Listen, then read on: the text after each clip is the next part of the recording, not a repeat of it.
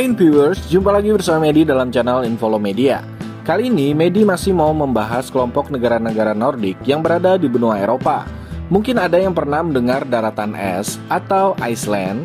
Nah, Medi mau membahas negara yang satu ini yang dalam bahasa Indonesia dikenal sebagai Islandia. Namun sebelum kita lanjut, silakan tekan tombol subscribe ya, dan jangan lupa nyalakan loncengnya agar tidak ketinggalan informasi yang Medi sajikan di channel ini. Mari kita lanjut. Islandia merupakan salah satu dari negara Nordik yang terletak di Eropa bagian barat laut dan juga Samudra Atlantik bagian utara. Terletak di sebelah timur Greenland, berada di barat laut Britania Raya, dan berjarak 1000 km dari Norwegia. Terdiri dari pulau utama dan beberapa pulau kecil di sekitarnya. Luas wilayah Islandia sebesar 103.000 km persegi, yang menjadikan Islandia sebagai pulau terbesar ke-18 di dunia dan pulau kedua terbesar di Eropa setelah Inggris. 11% wilayah negara ini tertutup es glasial dan dikelilingi oleh air. Jika pemanasan global terus berlanjut, kenaikan permukaan air dan juga pencairan es dapat berdampak buruk bagi Islandia. Nama ibu kota Islandia ialah Reykjavik, yang merupakan pusat komersial, industri, dan juga budaya di negara ini. Jumlah penduduk Islandia pada tahun 2024 sebanyak 337.520 jiwa dengan etnis mayoritas ialah orang Islandia, yakni sekitar 89%. Kemudian disusul oleh orang Polandia 5%, Lituania 1%, dan etnis kecil lainnya sebanyak 5%. Penduduk Islandia sebagian besar adalah orang Skandinavia. Bahasa yang mereka gunakan adalah bahasa Islandia yang hampir tidak berubah ejaan maupun tata bahasanya selama 1000 tahun. Orang Islandia bahkan dapat membaca saga kuno yang menceritakan tentang petualangan para Viking tanpa kesulitan. Ada hal unik dalam pemberian nama anak bagi orang Islandia ya viewers. Dalam tradisi umum, terutama Eropa, anak biasanya diberi nama belakang dengan nama keluarga besar atau nama belakang seorang ayah. Sebab orang Eropa selalu memiliki dua kata dalam nama mereka. Namun di Islandia nama belakang tidak dikenal.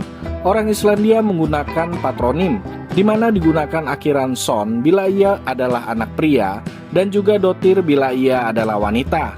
Misalkan nih viewers, ada nama John Stephenson, mempunyai anak lelaki yang bernama Gunnar. Nama akhir Gunnar bukanlah Stephenson seperti bapaknya, melainkan Gunnar Jansson yang berarti Gunnar anak lelaki dari John. Hal yang sama berlaku bagi wanita. Apabila John Stephenson mempunyai anak perempuan yang bernama Catherine, maka nama belakangnya bukanlah Stephenson, melainkan Jonsdottir. Dalam hal ini namanya berarti Catherine anak perempuan dari John.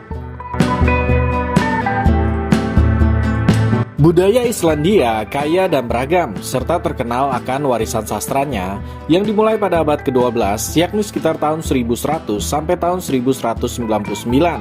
Kesenian tradisional Islandia adalah tenun, kerajinan perak, serta ukiran kayu.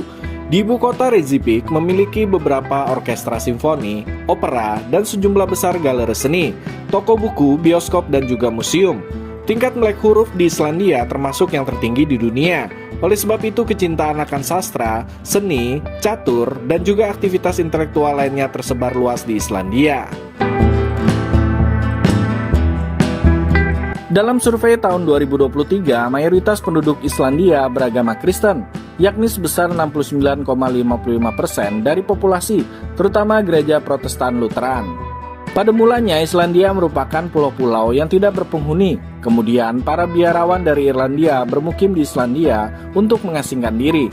Setelah itu Islandia didatangi oleh orang-orang Norwegia yang melarikan diri dari konflik atau mencari lahan baru.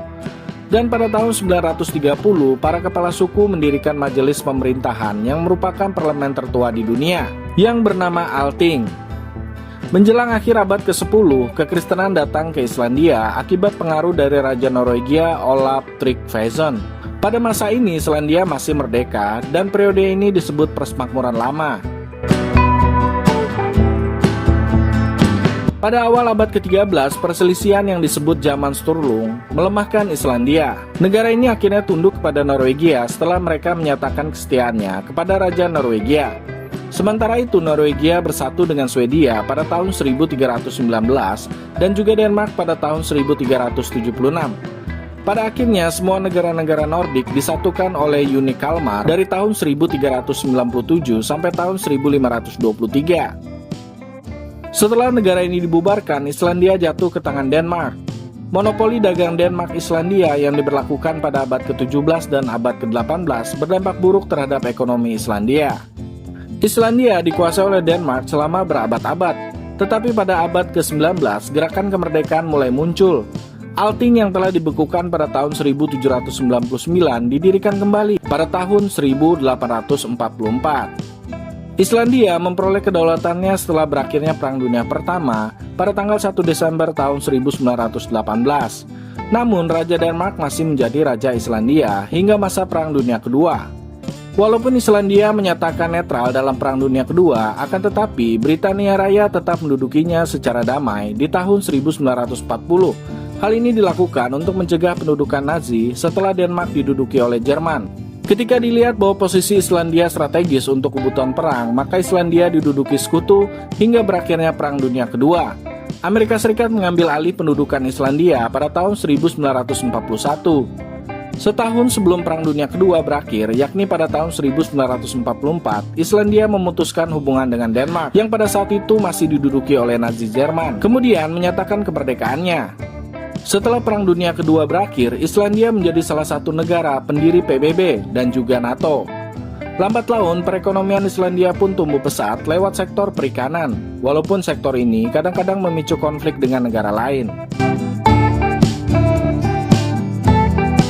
Politik Islandia berlangsung dalam kerangka Republik Demokrasi Perwakilan Parlementer, di mana presiden adalah kepala negara yang dipilih secara langsung untuk masa jabatan 4 tahun, tanpa batasan masa jabatan.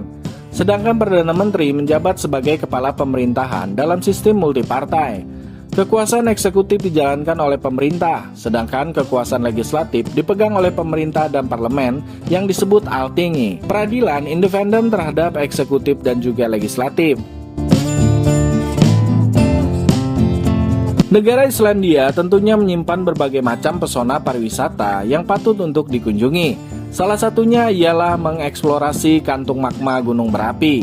Tenang saja, gunung berapi ini sudah tidak aktif lagi selama ribuan tahun yang lalu. Untuk masuk ke dalam kantung magma, tur ini menggunakan lift yang dibangun beberapa tahun yang lalu untuk para peneliti geologis. Wisatawan perlu untuk berjalan sepanjang 3 km, yakni kira-kira 1 jam untuk sampai ke lift ini. Tur ini hanya bisa dilaksanakan pada musim panas. Tempat berikutnya ialah mengunjungi Danau Es Jökulsárlón.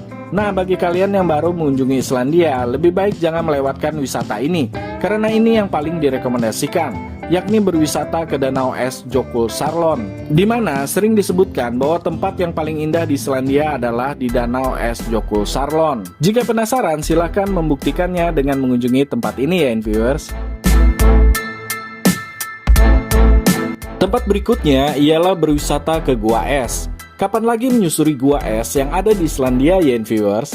Gua Es ini setiap tahun bisa ditemukan di bawah gletser terbesar di Islandia yang bernama Vatnajökull yang terletak di daerah timur Islandia. Perjalanan dari ibu kota hingga daerah terdekat dari Vatnajökull Gletser bisa ditembus selama 5 jam dengan mobil. Untuk masuk ke daerah gletsernya sendiri diperlukan kendaraan khusus daerah gletser. Selain kelelahan menyetir berjam-jam dan unsur bahaya menyetir mobil di atas jalanan penuh salju dan es, pilihan terbaik adalah untuk mengikuti tur dengan bus travel. Setelah tur ke Gua Es, tur berlanjut untuk mengelilingi rute Golden Circle juga. Oke viewers, demikianlah sebagian kecil dari tempat-tempat wisata yang menarik yang ada di negara Islandia. Sebenarnya masih banyak lagi tempat-tempat wisata yang menarik yang ada di negara ini. Semoga informasi yang disajikan tadi bisa menambah wawasan kita semua untuk mengenal kawasan atau wilayah sebuah negara di dunia.